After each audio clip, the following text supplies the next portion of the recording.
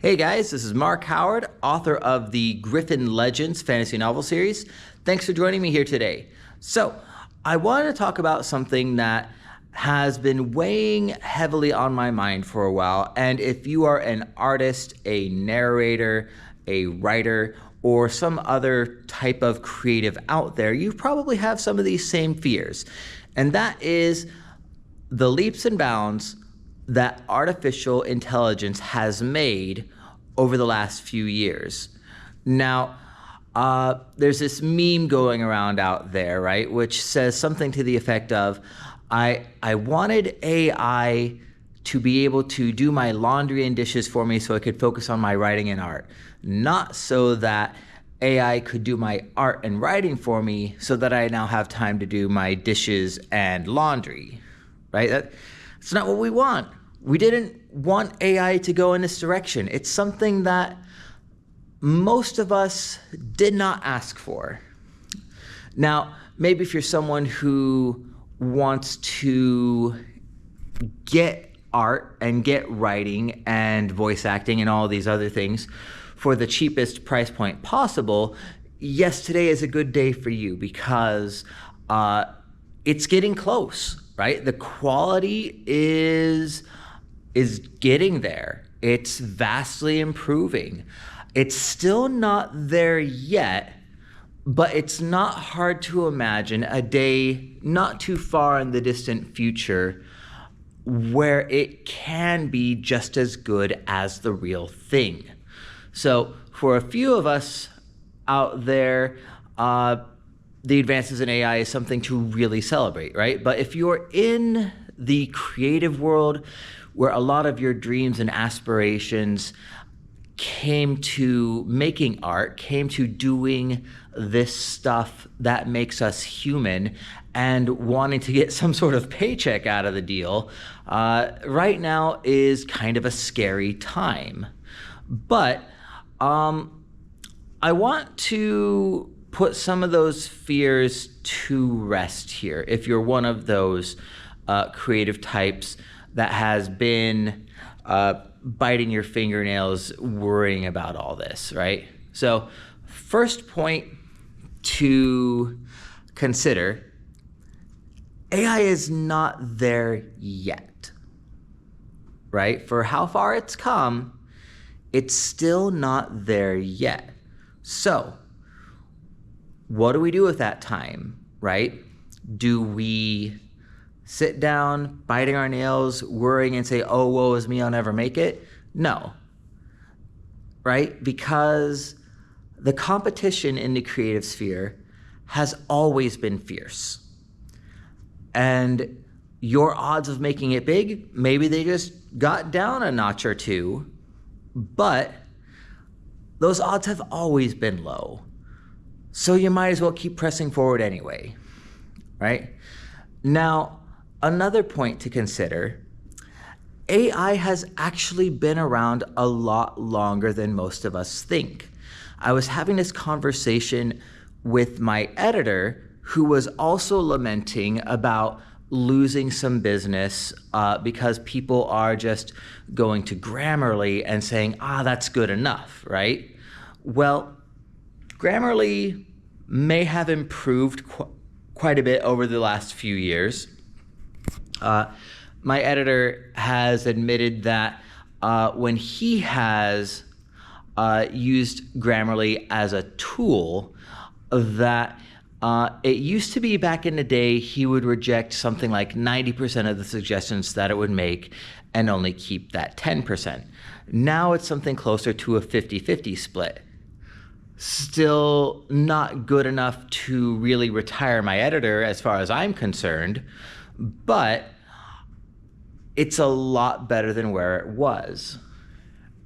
Now, the thing to consider here, right, is Grammarly didn't just come out of a vacuum, right? It didn't just show up 5 years ago and now here it is and it's just accelerating at this monstrous rate. Spell checking software has actually existed since the 1970s. it's been around for a very, very long time, something on the order of 50 years here. And for all the advances it's made the last couple years, it's still not good enough to make me say, okay, I'm going to retire my editor. I don't need him anymore, because it's still not quite there.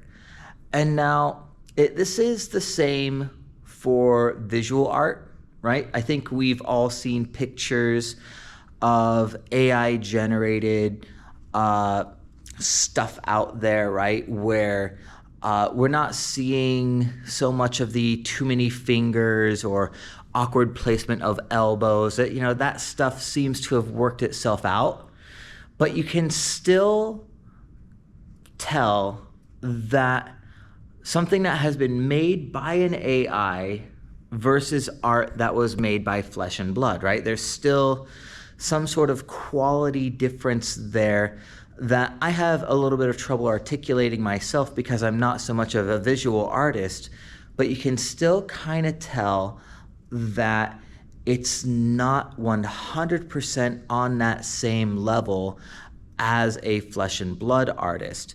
And I will say, as someone who catches on to a lot of historical details, right? Because I spent so many years as a history teacher, I can see that in AI art where it's asked to portray certain historical figures, it will still get lots of details wrong, right? About the costumes, armor on warriors, that kind of thing. It will still get that sort of stuff wrong. And now I don't know if maybe a more advanced AI would be able to scrub all that out and make everything picture perfect and have it be museum curation worthy, but it's not there yet. And there was an interesting headline that I saw not too long ago that makes me wonder if it will ever truly get to that point where we can say all artists, all writers, all narrators, all creators, yeah, you're done. Just go home and do your laundry and your dishes, right? And that headline suggested that LLMs, right, one of the more popular AI models out there, needs to have human writing to learn from. It needs human created content for it to improve. However, there is now such a flood of AI generated content on the internet that is having a detrimental effect on AI's ability to learn. So you can imagine here, if we extrapolate this out to a certain extent, where we say, okay, what if we get to a point where there are no more human creators, right? And it's just AI. Well, then if we theoretically got to that point, then AI could never learn and get better from then on out, right? Because it would only feed on itself and it becomes something like making a copy of a copy, and we get this continuous cycle of degradation where maybe it actually even gets worse over time. So that makes for something interesting to consider there, that maybe AI will get to a certain point in advancement, but it may stall out. It may not be able to 100% mimic human creativity, at least not with the LLM models. There are other kinds of AI out there, and I'm not a specialist, right? So if I get some of these details wrong, forgive me there. But there are other more advanced AI models that I am told can do much more incredible things than what we see with the large language models. But for now, I'm a little bit hesitant to say that the AI has won the battle or will clearly win the battle against human creators. Now, another thing to consider here is if you have been looking at job postings online lately, you will see that there are a number of jobs that are looking for people to edit the content created by AI. So these companies, they are hiring AIs to create these blog posts or generate other data to put on their websites and whatnot. But they are finding that while it can generate text very quickly, it's not actually all that accurate, at least not what these businesses are using. And so they need flesh and blood people to go over what was generated and correct it. So that should also give us some pause here at just how advanced AI really is getting and how much of this is perhaps overblown to a certain extent. I'll give you one more anecdote on this. I was having a discussion with a couple of colleagues where my colleagues were saying, oh yes, AI is wonderful for doing a lot of quick research on these things that I don't really know anything about, and I just need a quick bullet point analysis of the pros and cons of whatever, right? And I countered that by saying, hey, I have done some AI research, if you could even call it that, where I have asked it about things that I do know about, and every time I ask it about something I do know about, it gets details wrong.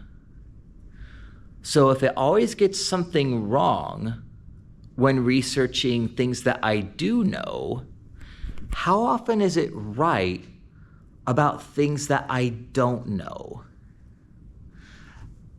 And so my one true fear with AI is not that it will surpass human capabilities. I don't think it's going to get there. I don't have a crystal ball in front of me. I could be proven wrong. I've been proven wrong about many things in the past here. But what we're seeing right now in the development of AI does not make me think that that it will surpass human creativity, human thinking. It certainly does not. It doesn't create anything new, right? All that AI really does is take a bunch of information from various sources and regurgitate it, right? It doesn't actually produce anything new in and of itself. So there's something to not be worried about. What I am worried about, though, is the price point, right? Where people will say, it's good enough. Where they will say, yes, I could hire this expensive cover artist for my books, but this AI program is free. And on a wider level, I worry that people will use AI to get this quick research done, and then pretend that it has an air of authority that it really does not, right? Now, that being said, internet research is very rarely the end-all be-all, right? We all should know not to trust information that we just find on some random internet source. And AI is really no different. But what does worry me is that people will believe AI is an authoritative source when really it's just compiling a bunch of information from some Google searches, right? So, what do you guys think? Is AI the wave of the future? Is this a flood that we just can't stop? Is this going to be a net benefit for us? Or will this all just reduce us to spending all day working on our laundry? Anyway, thanks a bunch for watching here. Be sure to like, comment, subscribe, and we will see you next time.